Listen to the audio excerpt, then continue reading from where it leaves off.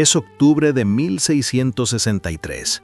Un barco llega al puerto de la ciudad de Quebec con una carga más valiosa que las pieles de castor, más preciosa que el oro, más poderosa que la pólvora.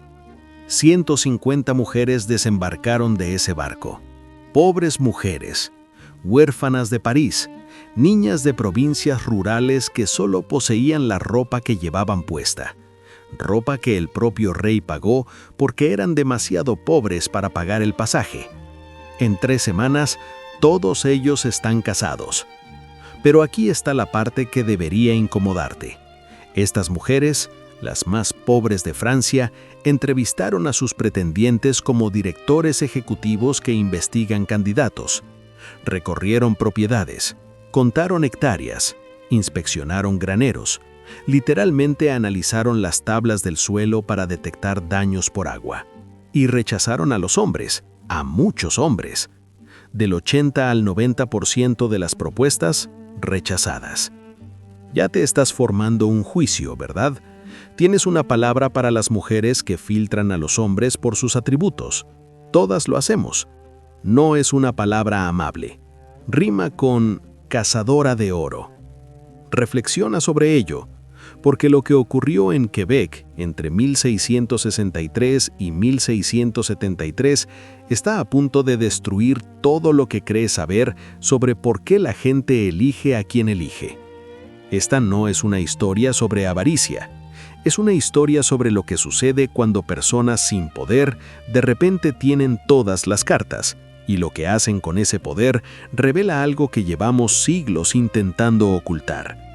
770 mujeres, enviadas por un rey para solucionar una crisis demográfica, con una opción que casi ninguna mujer en la historia tuvo: el derecho a decir no.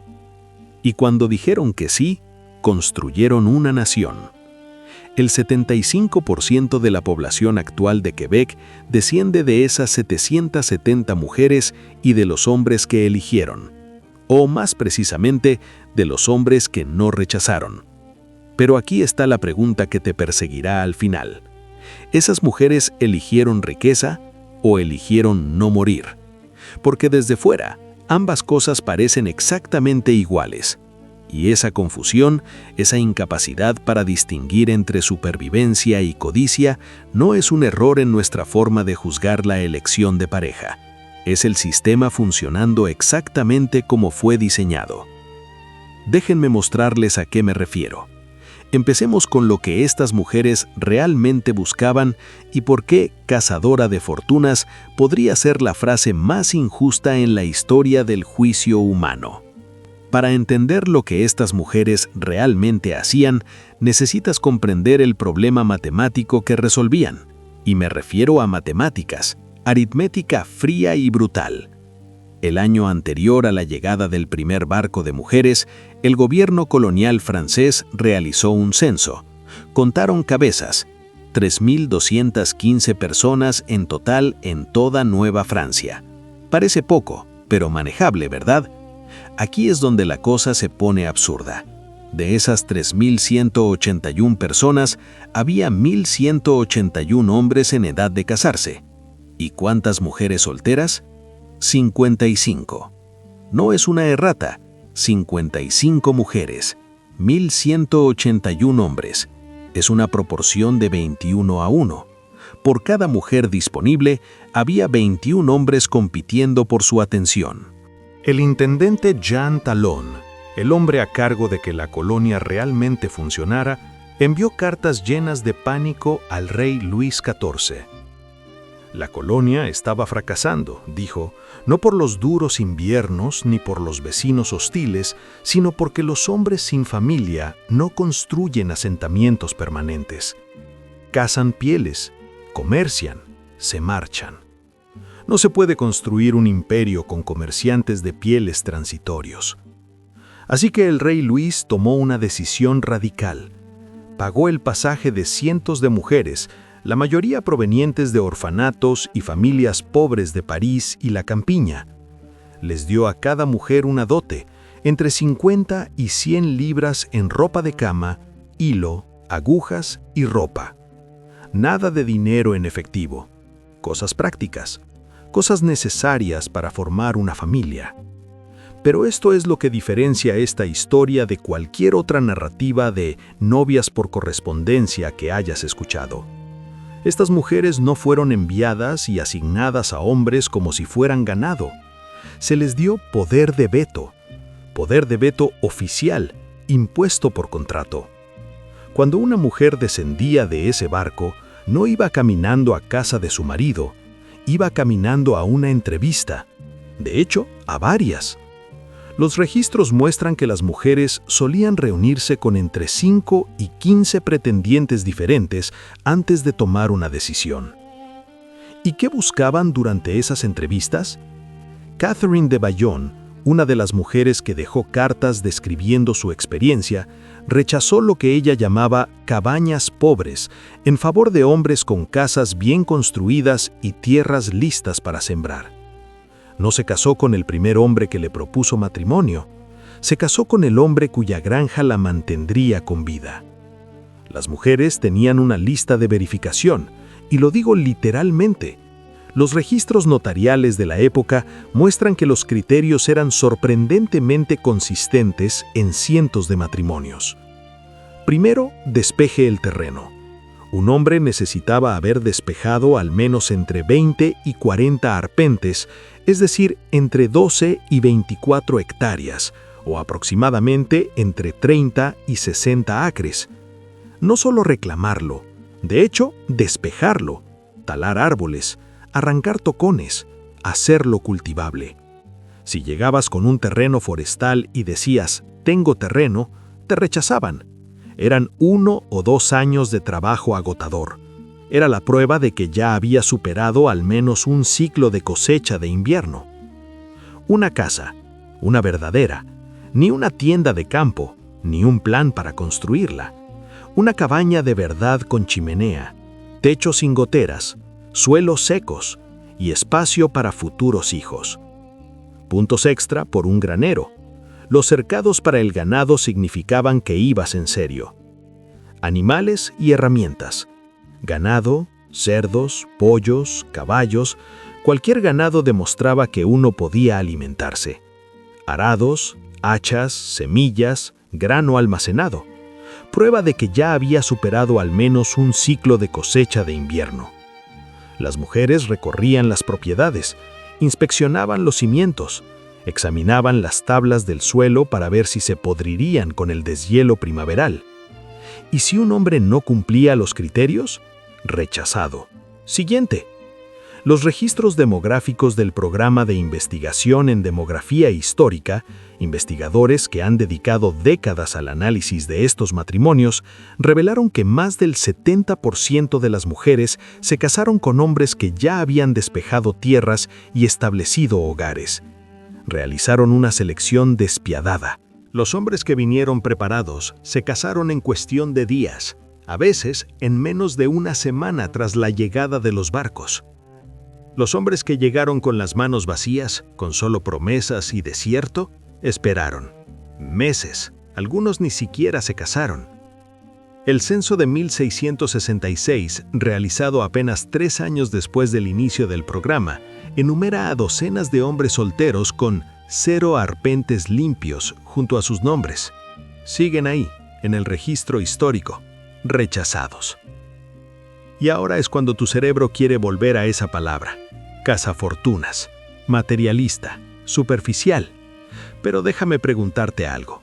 Si estuvieras descendiendo de un barco hacia un lugar donde las temperaturas invernales regularmente alcanzan los menos 30 grados Celsius, es decir, menos 22 grados Fahrenheit, y supieras que tu supervivencia y la supervivencia de cualquier hijo que pudieras tener dependiera enteramente de si la persona con la que te casaste había logrado almacenar suficiente comida y construido un refugio que no te matara mientras dormías, ¿te casarías con el hombre del terreno baldío y los grandes sueños o con el hombre del granero lleno de grano? Recuerden, hablamos de un lugar donde la mortalidad infantil era brutal, donde una mala cosecha significaba hambruna, donde la congelación podía destrozarte los dedos si tu cabaña no estaba bien construida.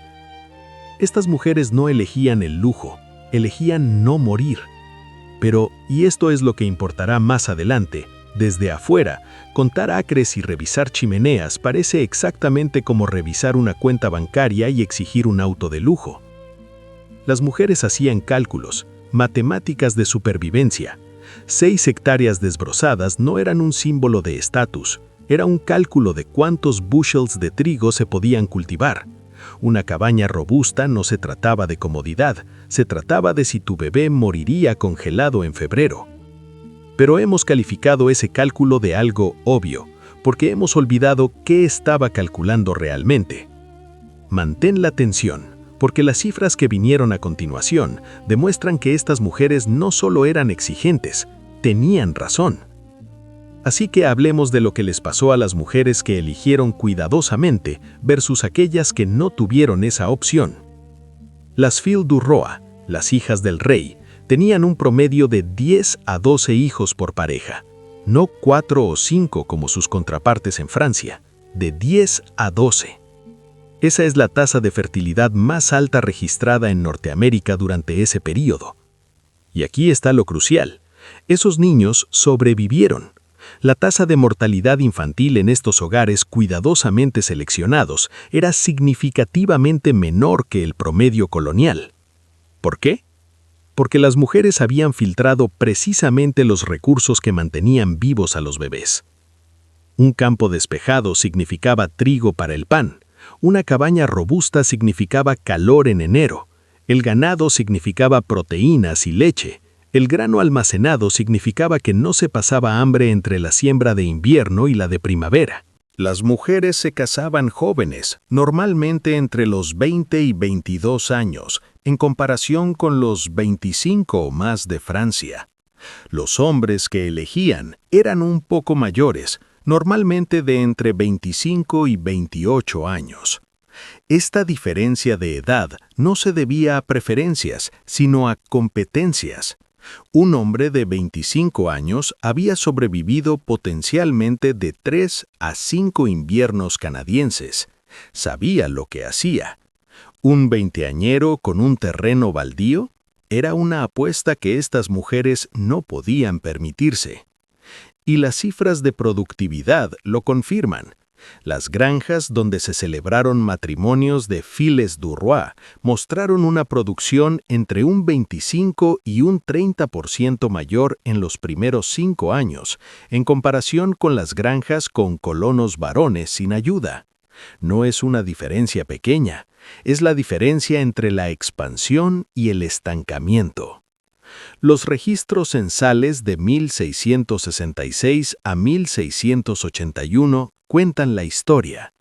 La población de Nueva Francia se disparó de 3.000 a más de 10.000 personas en tan solo 18 años, y el 75% de los habitantes actuales de Quebec, millones de personas, pueden rastrear su ascendencia hasta estas 770 mujeres y los hombres que ellas eligieron.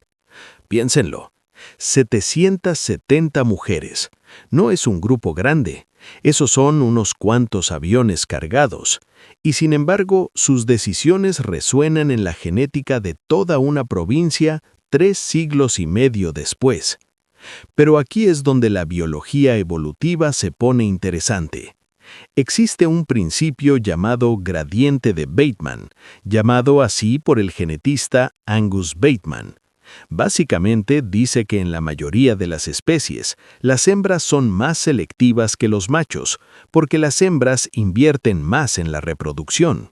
Los óvulos son caros, el embarazo es caro, la lactancia es cara. Por lo tanto, las hembras filtran por calidad. Los machos, por otro lado, teóricamente pueden reproducirse con una inversión mínima, por lo que compiten por el acceso a las hembras. Más parejas equivalen a más descendencia para los machos.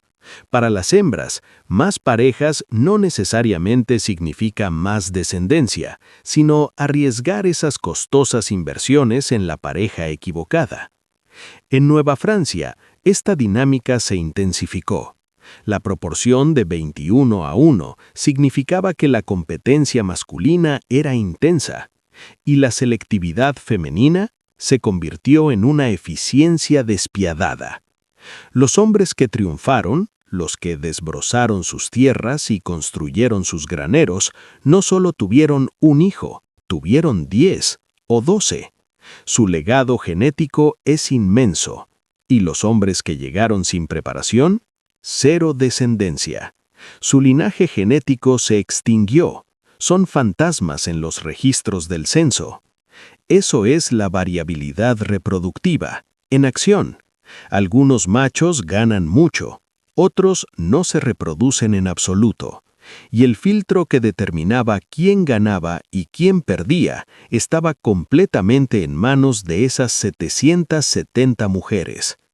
Ahora bien, la interpretación cínica aquí es, ¿ves? Las mujeres son superficiales, solo les importan los recursos.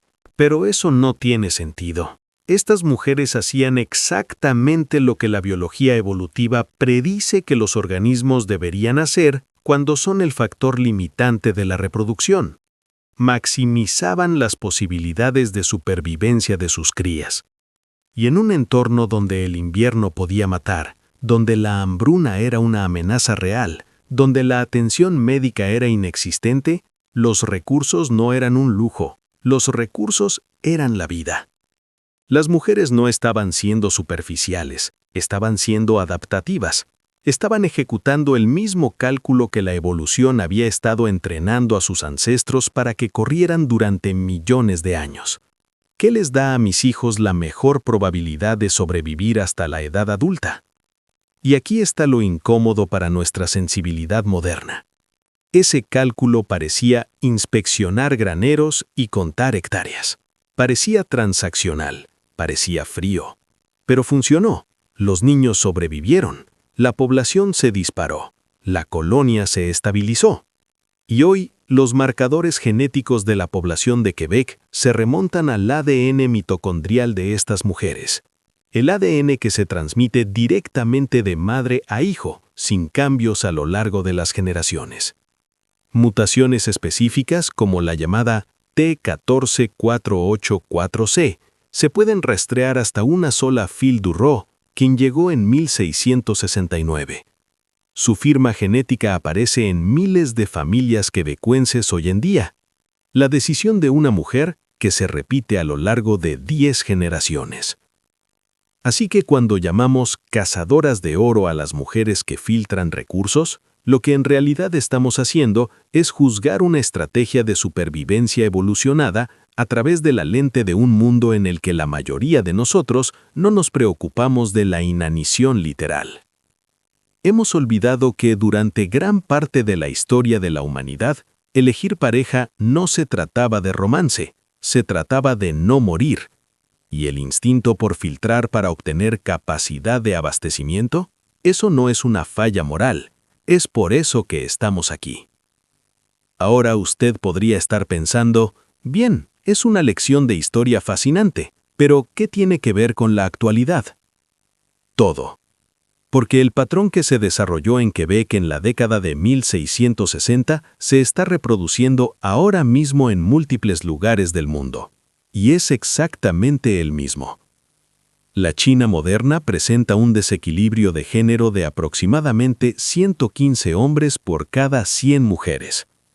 Esto es resultado de décadas de abortos selectivos por sexo bajo la política del hijo único. ¿Y qué está sucediendo actualmente en el mercado matrimonial chino? Las mujeres exigen a los hombres que posean propiedades antes de siquiera considerar el matrimonio, no alquilar, ser propietarios.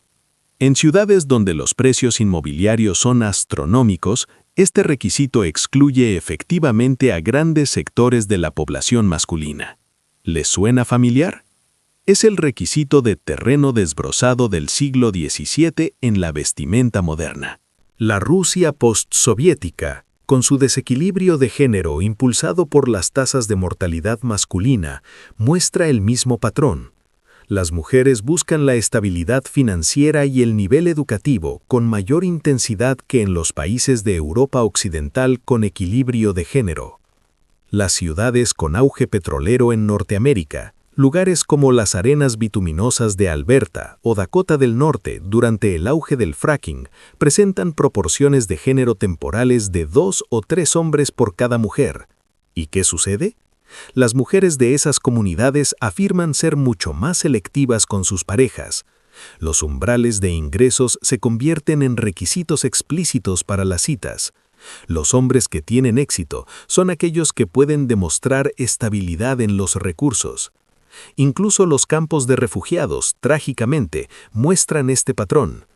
En zonas post-conflicto donde la población masculina ha sido diezmada, las mujeres que quedan suelen ejercer un poder sin precedentes a la hora de elegir pareja, y buscan lo mismo que las Fields du Roi: evidencia de estabilidad, capacidad de proveer, signos de competencia. Los psicólogos evolucionistas lo denominan el modelo umbral de la poligamia. Predice que cuando los machos varían ampliamente en calidad y recursos, las hembras preferirán compartir el acceso a machos de alta calidad antes que monopolizar el acceso a los de baja calidad.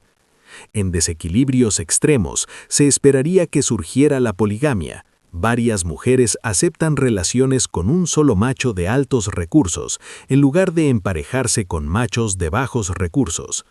Y sí lo vemos. En países con graves desequilibrios de género, las tasas de poligamia informal aumentan. Los hombres de mayor nivel acaban con múltiples parejas, ya sea simultánea o consecutivamente, mientras que los de menor nivel quedan completamente excluidos. Esto no ocurre porque las mujeres sean codiciosas. Ocurre porque las matemáticas de la reproducción no han cambiado desde 1663. La inversión femenina en la descendencia sigue siendo alta, el riesgo sigue siendo real. Y cuando los recursos escasean o hay mucho en juego, filtrar la capacidad de provisionamiento sigue siendo la estrategia racional. La diferencia radica en que, en contextos modernos, le hemos añadido un juicio moral. Lo llamamos superficial, lo llamamos materialista. Actuamos como si la búsqueda de recursos fuera una corrupción moderna del amor romántico puro. Pero las Fields du Roi demuestran que eso es al revés. Filtrar recursos es la estrategia ancestral. Romance sin consideración de recursos, ese es el lujo moderno. Eso es lo que puedes hacer cuando tienes la seguridad de que no morirás de hambre. Las mujeres que desembarcaron de esos barcos en Quebec no tuvieron ese lujo, y millones de mujeres en todo el mundo hoy en día tampoco lo tienen. Así que quizá la pregunta no sea ¿por qué las mujeres son tan materialistas? Quizá la pregunta sea ¿por qué juzgamos las estrategias de supervivencia como fracasos morales? Esto es lo que me mantiene despierto por las noches acerca de esta historia. Las Fields du Roi tenían algo que la mayoría de las mujeres a lo largo de la historia jamás tuvieron: una influencia visible. La proporción de 21:1 era evidente. Todos lo sabían. Los sacerdotes lo sabían. Los administradores coloniales lo sabían. Los hombres que competían por esposas lo sabían. Y como la influencia era visible, las decisiones de las mujeres eran legítimas. No se escabullían ni manipulaban, evaluaban y rechazaban abiertamente. Contaban con apoyo institucional, sacerdotes y notarios que ejercían su poder de veto y se aseguraban de que los contratos protegieran sus decisiones. Esto es extremadamente raro en la historia de la humanidad. La mayoría de las veces, la elección femenina opera en la sombra. A lo largo de la historia, las mujeres han tenido que hacer los mismos cálculos que estas mujeres de Quebec. Elegir parejas que pudieran proveer, proteger y dar a sus hijos las mejores posibilidades de supervivencia. Pero lo han tenido que hacer de forma oculta, mediante sutiles estímulos y desalientos, aceptando o creando retrasos, mediante la presión familiar y las maniobras sociales. Porque filtrar abiertamente los recursos siempre se ha considerado una transgresión, incluso cuando es racional, incluso cuando la supervivencia depende de ello. Las Fields du Roi lo lograron a plena luz del día, con apoyo. Y miren lo que pasó: construyeron una nación. Pero después de ellos, la ventana se cerró.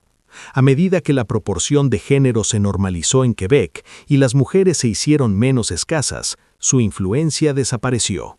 Para 1681, la proporción estaba casi equilibrada, y con el equilibrio llegó el regreso de matrimonios patriarcales tradicionales.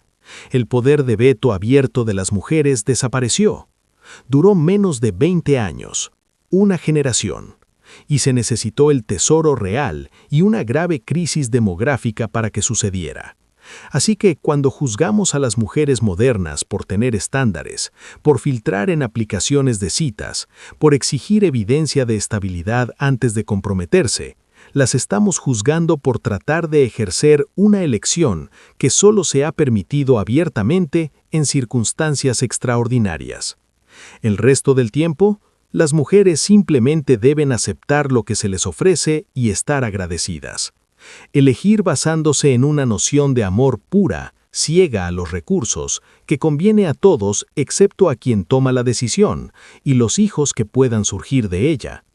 Las Filles du Roi demostraron lo que sucede cuando se permite que las mujeres elijan según sus necesidades reales, en lugar de las que la sociedad dicta. Se consigue estabilidad, se consigue crecimiento, se consiguen hijos que sobreviven. Se consiguen 10 a 12 hijos por pareja en lugar de 4 o 5. Se produce una explosión demográfica. Se sientan las bases de una sociedad. Pero vimos ese éxito y decidimos que la lección era, ¿qué? ¿Que las mujeres no deberían tener ese poder? ¿Que filtrar para sobrevivir es vergonzoso? El sistema funcionó y luego lo enterramos. Así que permítanme llevarlos de vuelta a octubre de 1663. 150 mujeres desembarcaron de ese barco en Quebec.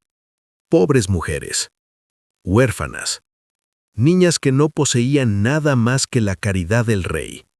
En 3 semanas, todos están casados. Pero ahora saben lo que realmente hacían cuando contaban esas hectáreas e inspeccionaban esos graneros. No buscaban oro. Estaban haciendo un triaje. Hacían la única pregunta que importaba. ¿Sobrevivirán mis hijos a esto? Talar 20 acres no era codicia. Era febrero. Una cabaña robusta no era materialismo. Era cuestión de si despertarías congelado o si despertarías. Esas mujeres no elegían la riqueza encima del amor. Elegían el único amor que importa cuando llega el invierno, el que te mantiene con vida. Y esto es lo que me atormenta de esta historia. Vivimos en un mundo donde la sobrevivencia y el lujo aún parecen idénticos desde fuera, donde a una mujer que busca estabilidad financiera la tachan de superficial, ya sea por temor a perder su apartamento o a congelarse los dedos. La incómoda verdad no es que la gente sea materialista, es que hemos construido un mundo donde la seguridad y la sobrevivencia siguen siendo el mismo cálculo. Simplemente nos hemos vuelto más hábiles fingiendo lo contrario. Esas mujeres tenían algo que la mayoría de la gente nunca consigue: el poder de ver la diferencia claramente y la influencia para elegir con consecuencia. La pregunta es, cuando estás tomando tus decisiones, ¿sabes siquiera cuál estás haciendo? Así que quiero que reflexiones sobre esto. ¿Cuáles son esas 20 hectáreas despejadas en tu vida? ¿Qué filtros de sobrevivencia usas y que los demás ven como algo peor? ¿Y qué juicios haces sobre las decisiones de los demás cuando no sabes a qué invierno intentan sobrevivir? Comparte tu opinión en los comentarios.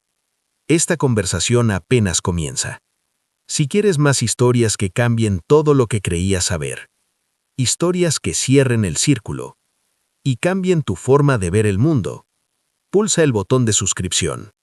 Porque la historia no se trata del pasado, se trata de reconocer los patrones que aún vivimos en nuestro interior.